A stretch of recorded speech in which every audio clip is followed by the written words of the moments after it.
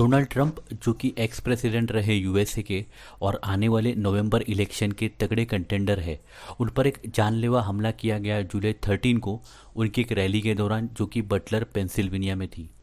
Donald Trump इस हमले में बच निकले जहां पे उन पे लगभग 6 से 7 गोलियां फायर की गई। उसमें से एक गोली उनके कान को छू के निकली, लेकिन उसके तुरंत बाद यूएस सीक्रेट सर्विस के लोगों द्वारा उनको कवर किया जाता है। यह हमला थॉमस क्रूक्स नाम के 20 साल के शख्स द्वारा किया गया।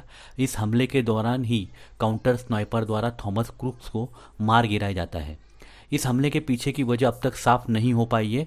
इन्वेस्टिगेशन अब भी चल रही है।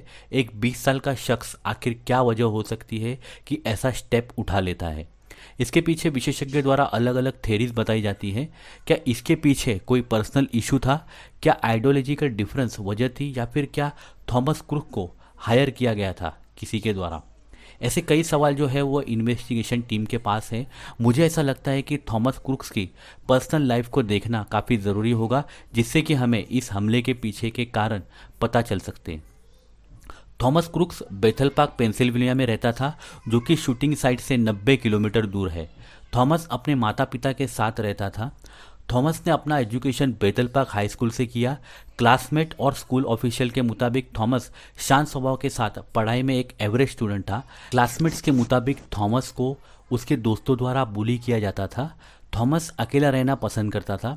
इसी से रिलेटेड सोशल मीडिया पे एक वीडियो वायरल है जिसमें क्लासमेट द्वारा थॉमस को बुली किया जा रहा था। थॉमस ने स्कूल के राइफल टीम का पार्ट भी बनना चाहा, लेकिन खराब निशानेबाजी के चलते वो सिलेक्ट नहीं हो पाया। हालांकि इन क्लेम्स को स्कूल एडमिनिस्ट्रेशन द्वारा नकार दिया गया है। यहाँ पे एक बात नोट करने लायक है कि ऐसा अक्सर हमने कई केसेस में देखा है जहाँ पे बहुत से लोग मेंटल टॉर्चर के चलते वायलेंस कमिट कर लेते हैं। और दूसरी बात, थॉमस क्रूक्स एक राइफल टीम का हिस्सा बनना चाहता था, लेकिन यहाँ पे कुछ प्रूव करने के लिए शायद हो सकता है कि उसने ऐसा कदम उठाया होगा। थॉमस क्रूक्स के पर्सनल लाइफ के बारे में अभी तक बहुत ज़्यादा चीज़ें बाहर नहीं आई हैं। एफबीआई की तरफ से जारी बयान में क्रूक्स की मोबाइल सर्च हिस्ट्री के बारे में बताया गया। क्रूक्स के सर्च हिस्ट्री में डोनाल्ड ट्रंप और जो बाइडेन के साथ ही दोनों पार्टीज़ की कुछ फेमस पर्सनल को भी सर्च किया गया था। इससे ये आइडिया आता है कि थॉमस कोई फेमस पर्सनैलिटी को टारगेट करना चाहता था, और जब डोनाल्ड ट्रंप की रैली अनाउंसमेंट होती है तो थॉमस को अपना टारगेट मिल जाता है। इसलिए डोनाल्ड ट्रंप की रैली अनाउंसमेंट होते ही वो तुरंत सब्सक्राइब कर लेता है। दूसरी बात जो नोट करने लायक है वो है थॉमस की कार में एक्सप्लोसिव था और थॉमस के पास उसका ट्रांसमीटर भी था।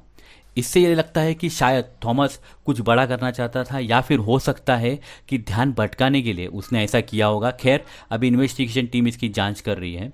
इस शूटआउट का दूसरा एंगल है जिस पे अगर हम नज़र डालें तो ऐसा लगता है कि इस शूटिंग में कुछ अंदर के लोग भी शामिल हो सकते हैं। कोई है जो चाहता था कि ट्रंप अगले प्रेसिडेंट ना बने, या फिर उनकी बढ़ती पॉपुलैरिटी कुछ लोगों के लिए एक चैलेंज के रूप में थी। हालांकि हम सिर्फ अनुमान ही लगा रहे हैं, इसके पीछे अभी भी कुछ कंक्रीट एविडेंस नहीं है। लेकिन फिर भी कुछ ऐसी बातें हैं जो नोट करने लायक है, जैसे कि रैली साइट पे बहुत सी बार थॉमस को as a suspicious person note किया गया था। उनको शूटिंग साइट के बिल्डिंग में आता जाता देखा गया था। साथ ही स्नाइपर द्वारा थॉमस को रेंज फाइंडर के साथ भी नोट किया गया था। रेंज फाइंडर में आपको बता दूं कि एक इक्विपमेंट है जिससे दूरी का पता लगाया जाता है। इवन कुछ अटेंडीज द्वारा भी कंप्लेन की गई थी, लेकिन फिर भी कुछ खास ठोस कदम नहीं उठाया गया पुलिस के द्वारा। रिसेंटली एक वीडियो एक यूएस सीनेटर द्वारा रिलीज किया गया है जिसमें यूएसए सीक्रेट सर्विस और पुलिस के बीच का कन्वर्सेशन है, जिसमें वो क्लियरली मेंशन कर रहे हैं कि थॉमस को as a suspicious person note किया गया था और उसकी पिक्चर्स भी सर्कुलेट की गई थी। इससे पता चलता है कि ट्रंप की सिक्योरिटी में ढिलाई बरती गई थी। क्या यह इंटेंशनली था या नहीं, ये हम नहीं जानते। हालांकि इसके चलते ट्रंप को अगले चुनाव में 100% फ़ायदा होगा, ऐसा मेरा पर्सनली मानना है। तो वेट करते हैं कि इन्वेस्टिगेशन से क्या निकल कर के आता है दोस्तों।